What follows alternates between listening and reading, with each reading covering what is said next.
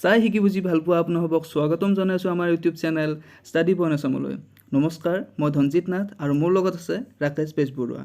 আজি আপোনালোকৰ মাজলৈ লৈ আহিছোঁ এটি অতি গুৰুত্বপূৰ্ণ ভিডিঅ' য'ত ভাৰতৰ দীৰ্ঘতম, উচ্চতম আৰু অতি পুৰণি নদীবান্ধৰ লগতে কেইটামান দৰকাৰী বহু বিকল্পী প্ৰশ্নোত্তৰ আলোচনা কৰা হ'ব। তো কোনো পলম নকৰি আহক আমি ভিডিঅ'টোৰ মাজলৈ আগবাঢ়োঁ। প্ৰথমতে দি লংগেষ্ট ডেম অফ ইণ্ডিয়া, ভাৰতৰ দীৰ্ঘতম নদীবান্ধ। ভাৰতৰ দীৰ্ঘতম নদীবান্ধ হৈছে হীৰাকুদ ডেম আৰু এইটো অকল ভাৰতৰে নহয়, এইটো পৃথিৱীৰ দীৰ্ঘতম নদীবান্ধ আৰু এইটো আছে উৰিষ্যা ৰাজ্যত। ইয়াৰ টোটেল লেন্থ হৈছে 25.79 kilometre, length of main section 4.8 kilometre আৰু এইটো মহানদী নদীৰ ওপৰত আছে। ইয়াৰ লোকেশ্যন হৈছে উৰিষ্যা। ইয়াৰ কমপ্লিশ্যন 1953, মানে 1953 ইয়াৰ কাম সম্পূৰ্ণ হৈছিলে। Inauguration 13 January 1957 by first prime minister Jawaharlal Nehru. Jawaharlal নেহৰুৰ দ্বাৰা ইয়াৰ উদ্বোধনী কৰা হৈছিলে 13 জানুৱাৰী 1957। এতিয়া আহিছোঁ the highest dam of India, ভাৰতৰ উচ্চতম নদীবান্ধ Tehri dam.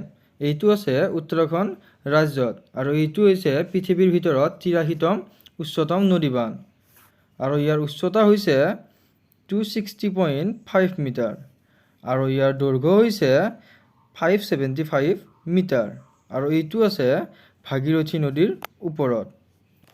Location Uttarakhand. Year of কমপ্লিটেশ্যন 2006 আৰু এইটো 2006 চনত বনোৱা সম্পূৰ্ণ হৈছিলে। এতিয়া আহিছোঁ দ্য ওল্ডেষ্ট ডেম অফ ইণ্ডিয়া, ভাৰতৰ পুৰণি নদীবান্ধ কালানাই ডেম। এইটো তামিলনাডু ৰাজ্যত আছে আৰু এইটো কাবেৰী নদীৰ ওপৰত অৱস্থিত। লোকেশ্যন তামিলনাডু। ইয়াৰ of completion 150 AD। This was constructed by Chola king Karikalan. এইটো চোলাকিং কাৰিকালানৰ দিনত সম্পূৰ্ণ কৰা হৈছিলে। এতিয়া আহিছোঁ বহু বিকল্পী প্ৰশ্নোত্তৰৰ মাজলৈ। আপোনালোকে প্ৰশ্নোত্তৰ কেইটি শেষলৈ চাব আৰু কিমানটা শুদ্ধ উত্তৰ দিব পাৰিলে আমাক কমেণ্ট বক্সত জনাই দিব। কুৱেশ্যন নম্বৰ 1, ভাৰতৰ ভাক্ৰানাংগল বান্ধ কোন নদীৰ ওপৰত অৱস্থিত? ইয়াৰ শুদ্ধ উত্তৰ হৈছে অপশ্যন নম্বৰ বি, সুতলেজ নদীৰ ওপৰত অৱস্থিত আৰু এইটো বান্ধ আছে পাঞ্জাৱত আৰু ইয়াক গ্ৰেভিটি ডেম বুলি কোৱা হয়, মানে এইটো এটা গ্ৰেভিটি ডেম। কুৱেশ্যন নম্বৰ 2, গান্ধীসাগৰ বান্ধ কোন নদীত অৱস্থিত? ইয়াৰ শুদ্ধ উত্তৰ হৈছে অপশ্যন নম্বৰ চি, চম্বল নদীৰ ওপৰত অৱস্থিত আৰু এইটো আছে মধ্যপ্ৰদেশত। কুৱেশ্যন নম্বৰ 3, নিম্নলিখিত কোনখন নদীত নাগাৰ্জুন সাগৰ বান্ধ অৱস্থিত? ইয়াৰ শুদ্ধ উত্তৰ হৈছে অপশ্যন নম্বৰ বি, কৃষ্ণা নদী আৰু এইটো অন্ধ্ৰপ্ৰদেশত আছে। কুৱেশ্যন নম্বৰ 4, এছিয়াৰ প্ৰথম ভূগৰ্ভস্থ হাইডেল প্ৰকল্প কোন ৰাজ্যত অৱস্থিত? ইয়াৰ শুদ্ধ উত্তৰ হৈছে option number C, Himachal Pradesh আৰু এইটোক নাপথাজাক্ৰী ডেম বুলিও কোৱা হয় আৰু এইটো আছে সুতলেজ নদীৰ ওপৰত আৰু ই 1500 মেগাৱাটৰ হাইড্ৰ' ইলেক্ট্ৰিচিটি প্ৰডিউচ কৰে, মানে 1500 মেগাৱাট হাইড্ৰ' ইলেক্ট্ৰিচিটি মানে হ'ল কি, এইটো বিদ্যুৎ উৎপাদন কৰে।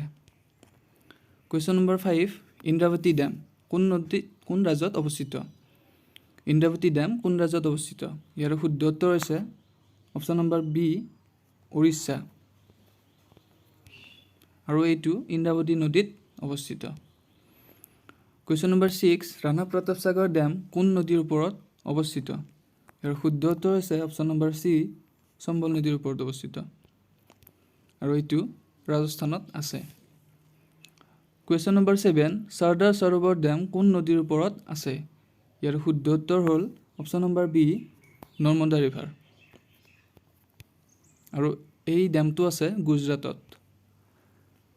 কুৱেশ্যন নম্বৰ 8, উকাই ডেম কোন ৰাজ্যত অৱস্থিত? ইয়াৰ শুদ্ধ উত্তৰ হৈছে অপশ্যন নম্বৰ চি, গুজৰাট আৰু এইটো তাপি নদীৰ ওপৰত অৱস্থিত। কুৱেশ্যন নম্বৰ 9, তিলিয়া ডেম কোন ৰাজ্যত অৱস্থিত? ইয়াৰ শুদ্ধ উত্তৰ হৈছে অপশ্যন নম্বৰ ডি, ঝাৰখণ্ড আৰু এইটো বৰাকৰ নদীত আছে, মানে বৰকাৰ নদীৰ ওপৰত এই তিলিয়া ডেমটো অৱস্থিত। কুৱেশ্যন নম্বৰ 10, কইনা ডেম কোন ৰাজ্যত অৱস্থিত? ইয়াৰ শুদ্ধ উত্তৰ হৈছে অপশ্যন নম্বৰ বি, মহাৰাষ্ট্ৰ আৰু এইটো কইনা নদীৰ ওপৰতে আছে কইনা ডেমটো কইনা নদীৰ ওপৰতে আছে কুৱেশ্যন নম্বৰ 11 ৰাণী লক্ষ্মীবাই বান্ধ কোন নদীৰ ওপৰত অৱস্থিত ইয়াৰ শুদ্ধ উত্তৰ হৈছে অপশ্যন নম্বৰ সি বেটুৱা ৰাণী লক্ষ্মীবাই বান্ধ যিটো সেইটো বেটুৱা নদীৰ ওপৰত আছে আৰু মধ্যপ্ৰদেশ আৰু উত্তৰ প্ৰদেশৰ মানে বৰ্ডাৰত অৱস্থিত এই ডেমটো মধ্যপ্ৰদেশ আৰু উত্তৰ প্ৰদেশৰ বৰ্ডাৰত অৱস্থিত আৰু ইয়াক ৰাজাঘাট ডেম বুলিও জনা যায় কুৱেশ্যন নম্বৰ 12 কোন ৰাজ্যত ৰিহান ডেম অৱস্থিত ইয়াৰ শুদ্ধ উত্তৰ হৈছে option number D Uttar Pradesh আৰু এইটো ৰিহান নদীৰ ওপৰতে আছে আৰু এই ডেমটোক এটা বিশেষ নামেৰে জনা যায় সেই নামটো হৈছে Govind Ballabh Pant Sagar dam question number 13 which of the following dam is also known as Pong Dam তলত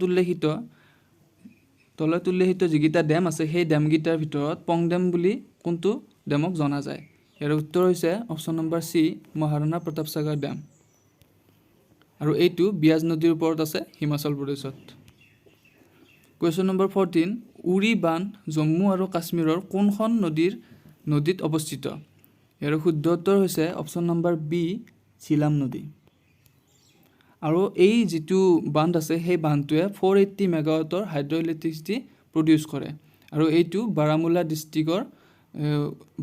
ডিষ্ট্ৰিক্টৰ উৰিৰ কাষত আছে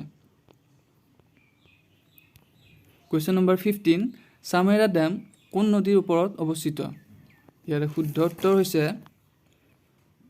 অপশ্যন নম্বৰ সি ৰবি নদী চামেৰা ডেমটো ৰবি নদীৰ ওপৰত আছে আৰু এইটো হিমাচল প্ৰদেশত অৱস্থিত কুৱেশ্যন নম্বৰ 16 পাঞ্চিত ডেম কোন ৰাজ্যত অৱস্থিত ইয়াৰ শুদ্ধ উত্তৰ হৈছে অপশ্যন সি ঝাৰখণ্ড এইটো দামোদৰ নদীৰ ওপৰত অৱস্থিত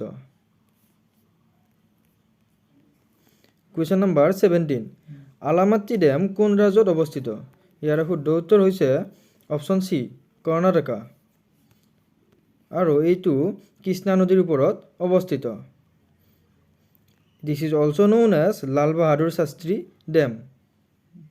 Question number 18. Idukki Dam কোন ৰাজ্যত অৱস্থিত ইয়াৰ শুদ্ধ উত্তৰ হৈছে অপশ্যন নম্বৰ এ কেৰালা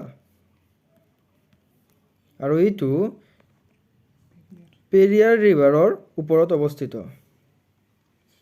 কুৱেশ্যন নম্বৰ 19 নিজাম সাগৰ ডেম কোন নদীৰ ওপৰত অৱস্থিত ইয়াৰ শুদ্ধ উত্তৰ হৈছে অপশ্যন বি মঞ্জিৰা ৰিভাৰ আৰু এইটো তেলেংগানা ৰাজ্যত অৱস্থিত আৰু এইটো তেলেংগানাৰ একেবাৰে পুৰণি ডেম বুলি জনা যায় question number 20 Shri Ramsagar project কোন নদীৰ ওপৰত বনোৱা হৈছিল ইয়াৰ শুদ্ধ উত্তৰ হৈছে অপশ্যন ডি গোদাবৰী নদীৰ ওপৰত কুৱেশ্যন নম্বৰ 21 কৃষ্ণা ৰাজাসাগৰ ডেম কোন ৰাজ্যত অৱস্থিত ইয়াৰ শুদ্ধ উত্তৰ হৈছে অপশ্যন বি কৰ্ণাটকা আৰু এইটো কাবেৰী নদীৰ ওপৰত অৱস্থিত কুৱেশ্যন নম্বৰ 22 চিৰুথনি ডেম কোন ৰাজ্যত অৱস্থিত ইয়াৰ শুদ্ধ উত্তৰ হৈছে অপশ্যন এ কেৰালা আৰু এইটো চিৰুথনি নদীৰ ওপৰতে অৱস্থিত কুৱেশ্যন নম্বৰ 23 তামিলনাডু ৰাজ্যত তলৰ কোনটো ডেম অৱস্থিত option A Bhavani Sagar dam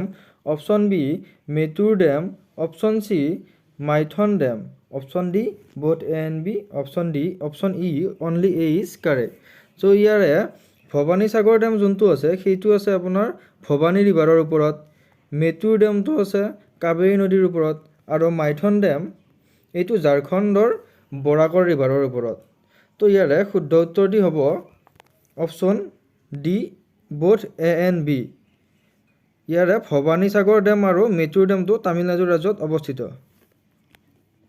question number 24 বিশালপুৰ dam কোন ৰাজ্যত অৱস্থিত ইয়াৰ শুদ্ধ উত্তৰ হৈছে অপশ্যন এ ৰাজস্থান আৰু এইটো বানাস নদীৰ ওপৰত অৱস্থিত কুৱেশ্যন নম্বৰ 25 বানসাগৰ ডেম কোন নদীৰ ওপৰত অৱস্থিত ইয়াৰ শুদ্ধ উত্তৰ হৈছে অপশ্যন চি সন ৰিভাৰ আৰু এইটো মধ্যপ্ৰদেশত অৱস্থিত কুৱেশ্যন নম্বৰ 26 ৱালিয়াৰ ডেম কোন ৰাজ্যত অৱস্থিত ইয়াৰ শুদ্ধ উত্তৰ হৈছে অপশ্যন বি কেৰালা আৰু এইটো ৱালিয়াৰ নদীতে অৱস্থিত কুৱেশ্যন নম্বৰ 27 বিন্দু ডেম কোন ৰাজ্যত অৱস্থিত ইয়াৰ শুদ্ধ উত্তৰ হৈছে অপশ্যন চি ৱেষ্ট বেংগল আৰু এইটো জালঢাকা নদীৰ ওপৰত অৱস্থিত কুৱেশ্যন নম্বৰ 28 য়েলদাৰি ডেম কোন ৰাজ্যত অৱস্থিত ইয়াৰ শুদ্ধ উত্তৰ হৈছে অপশ্যন চি মহাৰাষ্ট্ৰ আৰু এইটো পূৰ্ণ নদীৰ ওপৰত অৱস্থিত কুৱেশ্যন নম্বৰ 29 তুংগভদ্ৰা ডেম কোন ৰাজ্যত অৱস্থিত ইয়াৰ শুদ্ধ উত্তৰ হৈছে অপশ্যন বি কৰ্ণাটকা আৰু এইটো তুংগভদ্ৰা নদীৰ ওপৰতে অৱস্থিত এতিয়া আহিছোঁ আজিৰ ভিডিঅ'ৰ শেষৰটি প্ৰশ্নৰ মাজলৈ ভাৰতৰ উচ্চতম বান্ধ তেহৰী ডেম কোন চনত সম্পূৰ্ণ হৈছিল ইয়াৰ অপশ্যন আছে 2000 2006 1999 আৰু 2011 এই চাৰিটা অপশ্যনৰ ভিতৰত কোনটো শুদ্ধ উত্তৰ হয় আপোনালোকে কমেণ্ট বক্সত জনাই দিব আজিলৈ ইমানেই ভিডিঅ'টোৰ সম্পূৰ্ণ তথ্যৰ PDF-ৰ লিংক কমেণ্ট বক্সত পিন কৰা আছে আপোনালোকে তাত গৈ ডাউনলোড কৰি ল'ব ভিডিঅ'টি ভাল লাগিলে লাইক কমেণ্ট লগতে শ্বেয়াৰ কৰি দিব আৰু আগন্তুক ভিডিঅ'বোৰ যথাসময়ত পাবলৈ আমাৰ channel study point Assam subscribe কৰি ল'ব পৰৱৰ্তী ভিডিঅ'ত পুনৰ লগ পোৱাৰ আশাৰে জয় আই অসম ধন্যবাদ